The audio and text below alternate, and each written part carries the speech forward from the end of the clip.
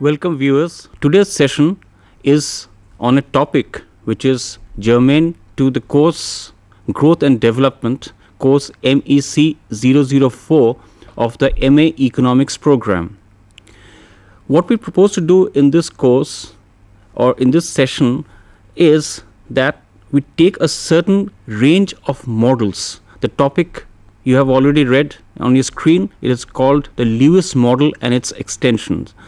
So what I propose to do in this session today is we look at the Lewis model and the various extensions and different models emanating from this particular one that have been propounded or suggested, and see how far they are applicable to developing nations. But before coming to the Lewis model, let me try and look at some of the characteristics of developing societies on which the Lewis model is actually based. Now, one of the basic observations that experts have seen about developing nations, and this was true primarily in the 1940s and 1950s, and that was because in the 1940s and 1950s, many developing nations, including India, achieved their independence, and they were engaged on the task of nation building, which included economic development. And there was a lot of thinking going around in the world, not only in the developing nations, but also in developed nations by economists, social planners, policymakers on advice and suggestions about how to frame policies and strategies for optimal development in developing nations. Now, one of the ideas that gained currency around that time, and that was in fact quite prevalent, was that since the situation of developing nations, the characteristics of developing nations, by the way, at that time the phrase developing nations was not so popular as it is now. It was not politically it was not considered politically incorrect to give some other phrase. So at that time the phrases that were in use were actually the poor countries or the less developed countries or the backward nations. Now we don't use these phrases, we see developing nations, but at that time those phrases were in operation. So what experts, including economists, thought and observed was that there were certain characteristics which prevailed in developing nations which made the application of standard economic theory slightly problematic for these countries. According to them, standard economic theory which operated in the Western countries, which were applicable for the Western countries, would lose their relevance for the developing nations. And one of the characteristics that people saw in developing nations was what is called the vicious cycle of poverty. Now, the fact that these countries are less developed countries or developing nations is given by the fact that their per capita income, which is income per head, average income per head of each individual in these countries, is of a very, very low magnitude as compared to the per capita income of the developed nations. That itself makes these countries poorer. But within these countries there is a gross inequality of in distribution of income, of property, of resources, even of consumption, which, as you would appreciate, makes clear that not only is the per capita income low, but if there is inequality within these countries, so there may be people, a large section of the people who have abysmally low incomes and standards of living. Because in these countries there were also very rich people. There were capitalist classes which owned property. There were people who owned resources, and therefore they had higher incomes. And even with people who have such high incomes, and India did have some industrialization since the 19th century onwards, so even with some industrialization, some entrepreneurs, some high incomes, if the per capita income is low, then the the incomes of a large section of people must be very low. Indeed, a huge section of the people in these countries are in absolute sense poor. Now, the reason why poverty persists in these countries was felt to be what is called what was given the name of vicious cycle of poverty. The reason was that in these countries, because of large number of people and because of low productivity, once the productivity is low, that generates very low incomes, particularly in agriculture. And a large section of the people in these countries, unlike the West, are engaged in agriculture. So if a huge section of the population or large proportion of the population is engaged in agriculture, where the productivity would be low, then the incomes that would be generated from those activities would itself be very low. Now, from these low incomes, naturally the amount that can be saved would be lower still, because people have a certain subsistence level of consumption, certain basic needs have to be met. Now, if the incomes is low, a large section of that income goes for consumption purposes, and therefore the savings in these economies are very, very low. Now, once the savings are low, then the channels to transform these savings into investments, and by investment I do not mean investment into financial sector for individual gains. By investment in economics in a macroeconomic sense, as you know, means addition to the real stock of capital, to machines, to physical infrastructure, to capital goods. Now, these have to be produced through investments in them, and these investments come from saving by the people. Now, if the incomes are low, then the savings are low. The savings are low implies the investments are low, and the investments are low, which implies in turn that the capital formation, by capital again I don't mean financial capital or money, but the stock of real physical capital, again like buildings, machines which can create more machines or more consumption goods, all these things, the total stock of national capital or national wealth would be very low. Now, again, when we have low capital and low stock of physical resources, your income in the next cycle again becomes low, because the capacity to produce is low. The cycle continues. Low income implies low saving implies low investment implies low capital formation in turn implies again low income. So this cycle continues, and according to people it has continued for a long time, and the policy makers and theoretical economists were seized with this problem, and they tried to suggest ways through which this vicious cycle could be broken. Many theories were suggested, and one of the theories that was suggested was by an economist from Trinidad, W. Arthur Lewis. He was later knighted, so he came to be known as Sir William Arthur Lewis, and he also later received a Nobel Prize in economics. Now, Lewis based his model not only on the need to break the vicious cycle of poverty, but he also based his model, the structure of his model, on a characteristic of the developing nations which he thought was basic. And that characteristic was, and this particular characteristic is common, the description of this characteristic is common to all the models that we will discuss in due course in this session today, and therefore these models collectively have come to be known as dualistic model. And what is the characteristic? The characteristic is that in developing nations, unlike developed nations, there are actually two sectors of the economy broadly. So therefore these are called dual sector models or dualistic models. And what are the two sectors? Broadly, you can say these sectors are agricultural sectors and the industrial sectors. At the time when Lewis was propounding his model, and others were in the 1950s, the services sector was not as advanced or did not occupy such a large section of the economy as it does today in early 21st century. So about 50 years back, it was a very, very small sector. So for all practical purposes, the economy was considered to have two broad sectors, agricultural sector and industrial sector.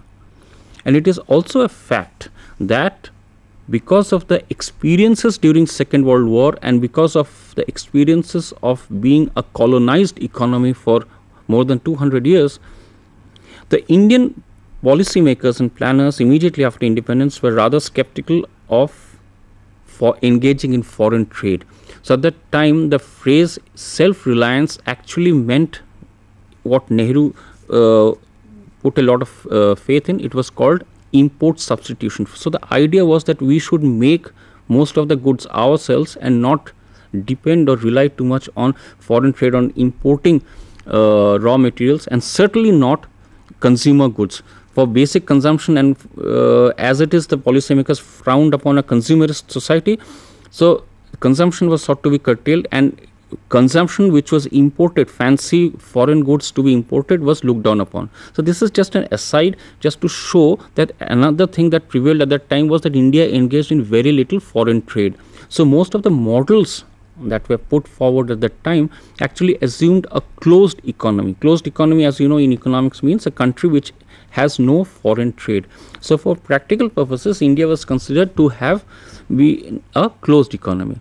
So Lewis suggested a model where there were two sectors, agriculture and industry. The country did not engage in foreign trade. Given this situation, what could be done? Lewis then comes to the agriculture sector itself. Now, one of the features of agriculture sector, according to Lewis and according to a lot of other people, was that there were too many people in the rural areas. Now, normally an entrepreneur or a capitalist, when he or she employs workers, would employ workers up to an optimal level, not more than that.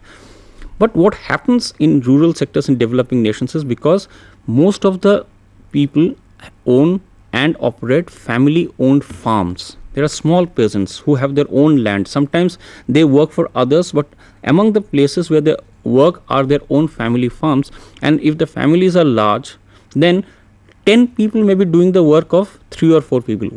What can be produced by 3 or 4 farmers is actually done by employing, or they're being engaged in work of about 10 or 15 people in any farms. So what happens is, the marginal productivity of each farmer, that is the productivity at the margin, for the productivity, the addition to production by each additional person is very, very negligible. It is close to zero. So this marginal product of workers in rural areas was considered to be close to zero, almost zero.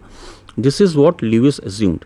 And this was given the name, not by Lewis but by other commentators as well, of there being disguised unemployment. That people are employed, they look employed, but there is actually unemployment because they are not doing anything productive.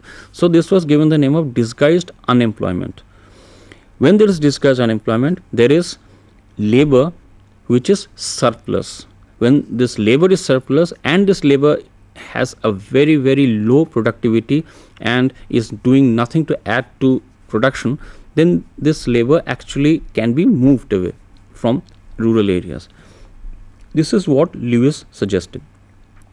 According to Lewis, the urban sector is where the industries are based. The industrial sector is where the wages are high, which is more capital intensive, and if the workers from the rural sectors can be transferred, the surplus workers from the rural areas, from agriculture, can be transferred to the urban industrial sector, that could give a fillip to the growth process. So according to Lewis, growth in the economy is actually created by the industrial sector. But the industrial sector depends on, or rather can absorb, a lot of the surplus labor which exists in agriculture. Now, even if the industrial sector has to pay wages which is higher than the wages in the rural areas, which would be close to zero, then even by paying wages higher than the agriculture sector, this wage itself can be somewhat low, but high enough for the workers to attract them here, but low enough for the capitalists to generate profit for the capitalists. It is not a big dent on the budget of the capitalists to pay out wages to the workers. So what happens is, workers get absorbed. Here the surplus worker from agriculture can be transferred to the industrial sector. These workers can generate a lot of production in the industrial sector. This production, when, say for instance, it is sold in the market, it generates revenues for the company and revenues for the entrepreneurs, the capitalists. They pay out wages and other costs, raw material costs and other costs of production, including the wages. They are still left over with a huge surplus. part of that surplus, according to Lewis, and this is the crux of the Lewis model, once this surplus is created in the industrial sector, which is not possible in the rural sector, this surplus is reinvested. Part of this surplus is reinvested.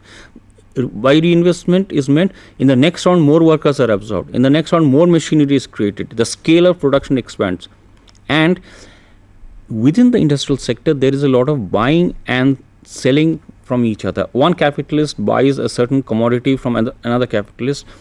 Certain goods are produced together. For instance, take the case of pen industry. If you have a fountain pen industry, and if the production of pen increases, if the demand for pen increases, then you can be certain that the production of ink would also increase. Once the production of ink means for ink to go in it, you have to produce glass bottles. So maybe the production of glass increases. So there are linkages in the economy, there are spillovers in the economy. So this, according to Lewis, it sounds absurdly simple, and when you look at this model, the thought might come to you, why didn't it occur to anybody? But the fact is, even if it did occur to somebody, Lewis was the first to formalize this kind of a dualistic system and suggest a structured and a theoretical model which actually goes some way towards suggesting how to break the vicious cycle of poverty. Now, according to Lewis, once these workers, there can be extensions. You might say the workers earn more and more income, they send part of that income to their homes in the village, the family members in the villages, the village economy income grows. Much like workers when they go out of India, poorer workers when they go out of India, they earn higher incomes abroad and they send remittances. So the economy through those remittances grows, and that income helps people to buy more products and thereby increase consumption standard of living. We have seen this kind of thing happen in developing countries. The remittances have played a large part in the development of Kerala, for instance, the last 20 years, or even of Pakistan. So there can be extensions to the Lewis model on this line of remittances. But let us first, before going on to other extensions, let us first come to what can be the criticisms of the Lewis model, and what have been suggested as criticisms of the Lewis model. One of the criticisms that have been suggested is that the model is somewhat unrealistic, in the sense that it just sort of assumes a smooth transition. Once there is the possibility of employment of this surplus labor, the idea is that people know that there is this where to go, and workers can simply be plucked out of the agriculture and put into the industry. The process is not so smooth. There are constraints. Somebody in interior Bihar may not be aware of the possibility of there being employment opportunities in that industrial sector, say in Bhiwandi in Maharashtra. There are the informational constraints, there are mobility problems, there are lots of problems. So that is one aspect, that the process may not be smooth. The second can be that there may be, and in fact there have been extensions of this model. What happens, people say, is once the first round of workers get absorbed in certain industries in the industrial area or the industrial sector, they might form quickly a trade union. Once they form a trade union or trade unions often prevent the employment of new workers who are not part of the union, or they want wages of the existing members of the union to be raised rather than new workers to be employed, and there is always an insider-outsider dichotomy in when trade unions operate. Or it might be possible that the profits may not come about so much. It may be possible that surpluses may not be generated due to recession in the economy, or so for whatever reason. So there may be factors that put a spanner in the working of the Lewis model. Now, there have been many extensions, many suggestions have been given, many criticisms have been made. But the basic dualistic structure that Lewis provided, not only as a vague descriptive idea, but that actually theoretically worked out fully functioning model of the economy, as he saw, what he saw as describing, and also as a policy strategy which could be applicable for the developing nations. And that is why Lewis model occupies such a seminal such a seminal model and occupies a center stage in developing economics today, even today. Now, just as Lewis gave a model, social scientists who were not always economists were looking at developing nations, developing societies, sociologists, social anthropologists and others, and they in turn, many of them came to the more or less the same conclusion as Lewis. But their suggestions was different, their description of the situation was different. And one such model was by an anthropologist called Becke. Now, Becke looked at the East Indies, the society around Indonesia and other countries, and he also looked at some of the other developing nations, and he came to the conclusion that there is what he termed social dualism in the developing nations. By social dualism, Becke meant that not only are techniques of production different, but the way society is organized is very different in the rural areas as compared to the urban areas or the modern areas. A sociologist would give a phrase like a modern sector and a backward sector, primitive sector. Now, according to Becke, what happened in the rural areas, according to him, what was important was not so much the fact that there is surplus labor in the rural areas, but the fact that socially and culturally people are oriented in a very different way. According to Becke, in rural areas, people in rural areas in developing nations are conditioned by the fact that they have, because they have enjoyed very poor standard of living, so that they have internalized and they actually frown upon having very high incomes. According to Becke, they are very satisfied with just a certain amount. If they can eat well, if they can live a decent standard of living, satisfied with. And unlike a business firm which wants to make as much profits as possible and go on or to have as much share of the market, a business company's objective might not just be to make profits, but to corner a large share of the market, to drive the competitors out of the market. Now that kind of, or a person in urban areas will be, according to Becke, more acquisitive. He or she wants to acquire more and more consumption goods, gain more. This sort of practice, according to Becke, was absent in rural areas. Now this meant another thing. According to Becke, this meant that people do not want too many assets, people do not want too much money, and they do not want to, according to him, they even work hard beyond a point. Like supposing a worker works 8 hours in a day and he gets a certain amount of income. Now, even if he gets more income by working 10 or 12 hours a day, beyond a point he will not work. He will say, this is enough for me. He will just sit back and relax. According to Becke, all these factors were giving rise to the situation where the rural sector was actually staying poorer. And that is because of the psychological or the cultural orientation of the people. And again, according to him, if somehow these people could be transferred, like Lewis, he suggested that if these people can be transferred from the rural sector to the urban sector, that would again push the growth process, not only because the urban sector is in itself more productive, but also because once they come here, the orientation of the workers will get changed. They will be more they will be sucked into this into the modern sector, and their entire thinking will be turned and tuned by the modern process, by which they would want to have as much money or as much improved a standard of living as possible. Now this is a very simplistic model which many people criticize, because many people say there is no empirical basis that the poor in the rural areas, the people in rural areas do not want to have income beyond a point, because there is tremendous inequality within the rural areas itself. Traditionally, there have been nobility in the rural areas, there have been upper castes in the rural areas, or dominant castes which have had a lot of income. There have been situations even in India and in other developed countries where there has been a tremendous inequality in income within the rural areas. So to say that nobody in rural areas wants to have more money or go beyond a certain standard of living is not true. What may be true is what people say is that the paradigm of economics that operates in the rural areas sometimes may be different from the paradigm of the exchange process, which is the linchpin of the capitalist system. The exchange where people exchange with each other, or what Adam Smith called the propensity of people to truck, barter and exchange for mutual benefit, that may be absent in the rural areas, and there may be taking place what anthropologists say, a customary system of rewards and obligation.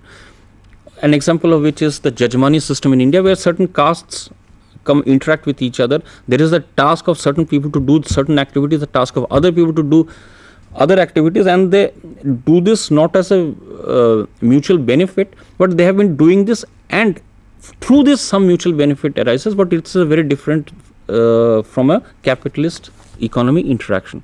So people have criticized this on empirical grounds. Economists have always criticized, and most economists believe in the assumption of rationality, and according to which economic agents in the society, like consumers or workers or farmers or entrepreneurs, whoever it is, everybody wants to do the best that they can given the constraints. A consumer would want to have as much utility from the goods he or she consumes. That is what the economists say.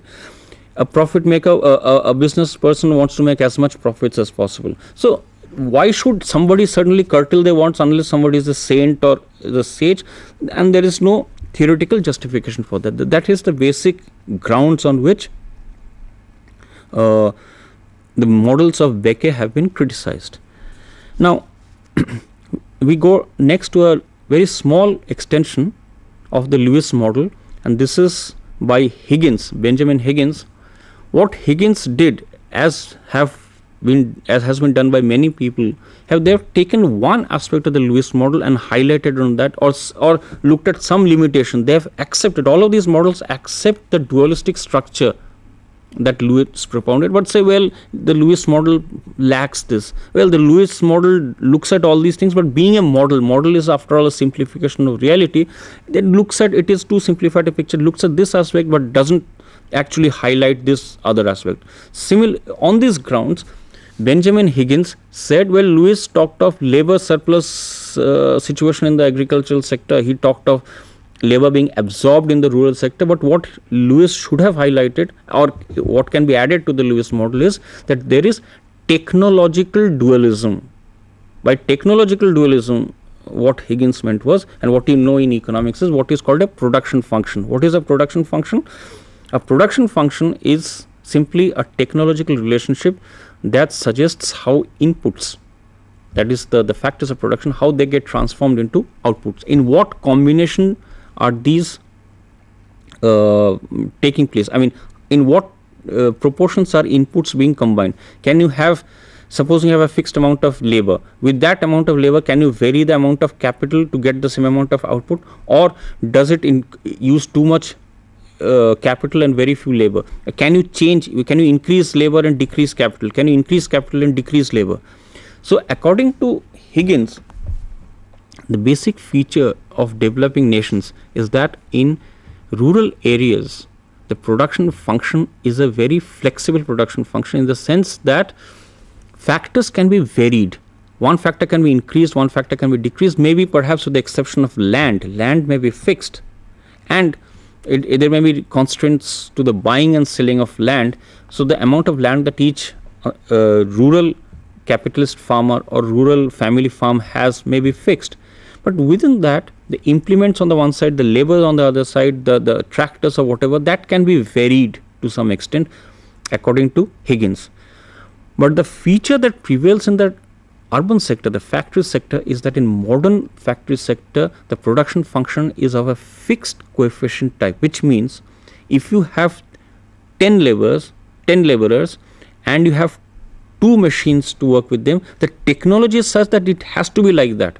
You cannot make it 6 machines with these 10 laborers, or you can't make with these 2 laborers or only 2 machines only 4 laborers. Then the machine will not be working optimally, and the workers will be overworked and will not be able to deliver the goods optimally.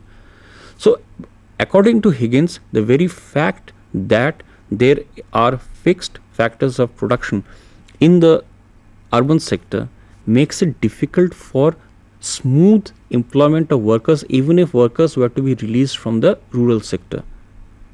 So what would happen according to Higgins was that the rural sector may have, because of the flexible nature of the production function, maybe you can increase some capital implements, maybe you increase the number of hoe, you buy more bullocks or ox to tend your farms, and you can release some of the workers. But unfortunately, because of the production function nature of the rural of the urban sector, these workers may not always be optimally absorbed in the urban sector. According to Higgins, supposing a production process is such that it requires, say, 3 machines and 10 workers. Now, unless the capitalist doubles his scale of production and makes it 6 machines and 20 workers, the additional 10 people who will be coming from the rural areas might not find productive employment. So, although there is dualism, according to Higgins, just like in the Lewis model, the process is not as smooth as Lewis would suggest. This is a brief extension of the Lewis model by Higgins. A similar extension of Lewis was given by 2 economists, Gustav Ranis and John Fay. Fay-Ranis model has come to be known as the closest extension of the Lewis model, because it is exactly like the Lewis model, but there is one fundamental difference. According to Lewis, the engine of growth is the modern sector. As you just heard, what Lewis was talking about was that there is surplus labor in the in the agricultural sector. There is excess labor in the agricultural sector. There is disguised unemployment in the agriculture sector, and the marginal product of workers in the agriculture sector is very, very low. So, all these factors make it possible for this surplus labor to be released from the agricultural sector and to be brought into the urban, modern factory sector. According to Fay and Ranis, the process is just the opposite. It is not that the workers will come from the industry to agriculture, but according to Fay and Ranis, the dynamic sector of the developing nations is actually the agricultural sector. It is by not only producing food for the rest of the economy, and there being a large proportion of the people or the labor force engaged in agriculture, 75% to 80% in all countries of the people were engaged in agriculture at the time these models came by. But according to Fay and Ranis, it is the agricultural sector which would be generating the surplus in the economy, and that surplus somehow financially gets transformed, and that will actually be being the engine of growth, and that will finance the development of the factory sector. So, what happens is, according to Fay and Ranis, and they were perhaps a similar model was given by the Chinese policymakers in the 1950s and 60s during Mao Zedong's time after the Chinese Revolution. According to Mao, if there are the Chinese model was given the name in the 50s of walking on 2 legs, which meant you should not rely too much on agriculture or you should not rely too much on industry. We will have to develop both. But since theirs was a poor country with most of the people in agriculture, Mao Zedong said ways should be devised to prevent actually workers from going from agriculture to industry too much, and there should be productive employment for them in the agricultural sector. So, at that time the agriculture was collectivized and communes were formed, small communes were formed, which were the idea was that surplus would be created. Fay and Ranis have a similar model, except that they don't have a totalitarian society and they don't suggest a dictatorship which will forcibly create communes or collectivize agriculture. According to them, in due course of time, the way things operate in the developing nations, the agriculture sector would generate surplus, and that would finance the revenue, the growth of the industrial sector. How? Because once the incomes of the agricultural sector grows, they will be that sector will buy the products of the industrial sector.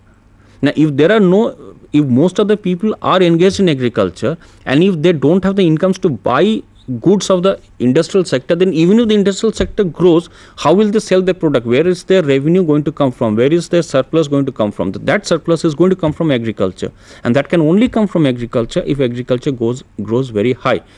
Similar was the case in China. The Mao model suggested that the agricultural sector should be such that people the standard of living of the people increases. The Mao model is very similar to the Lewis model, except that it is a collectivized economy model. But the idea is that the standard of living in the agricultural sector should grow in order to generate surplus for the industrial sector in turn, but also if the standard of living of 80% of the people grows, that means the country as a whole is growing.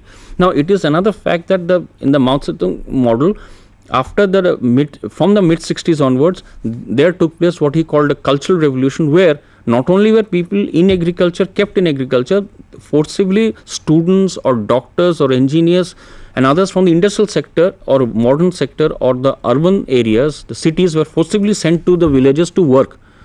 Now, that culminated into a lot of problems, which we know from since 1978. China gave up that model and totally privatized their agriculture. And since then, of course, we have seen a spectacular growth in the Chinese economy. To come back to the Fay-Reinis model, Fay-Reinis, thus, as you would appreciate, turn the Lewis model on its head. What they say is that true, there are two sectors of the economy, but unlike Lewis, the dynamic sector is not the industrial sector. The dynamic sector is actually the agricultural sector, and it may not be true that the wages in agricultural sector may be close to zero, or because the government might enact a welfare measure which prevents the wages from falling below a certain level, so that the wages will also be high, and if the agricultural sector is productive, then it helps to generate or absorb the products of the industrial sector, and thereby making the industrial sector also grow. So, all these models are actually describing the situation with regard to the growth process in the developing nations. All of them assume a rural sector which is primarily an agricultural sector, and they assume a industrial sector which is primarily an urban sector, but also explicitly in Higgins model, but implicitly in other models, the techniques of production according to all these models in agricultural sector is somewhat backward or primitive. The techniques of production in the industrial sector are more modern, which means in the agricultural sector itself, most of the agriculture, say in India, look at the 1950s, which is the time when the Green Revolution also had not taken place. Within techniques that are applicable for agriculture all across the world, in agriculture in India, people were still using oxen and other animals, draft animals for agriculture. Tractors, harvester threshers and modern machinery was really absent in most of India for agriculture. Now, I am not comparing agriculture versus industry. What I am saying is, within agriculture, as compared to agriculture elsewhere, the techniques of production in agriculture were really actually backward. Whereas in industrial area, from the mid 19th century in India, apart from the industries like iron and steel, the Tatas had started modern iron and steel. There was the jute industry. There was the cotton textile industry, and there were some industries which the cotton textile industry in India, for instance, used techniques which was the same as the techniques used for the cotton textile industry used in the United States at that time.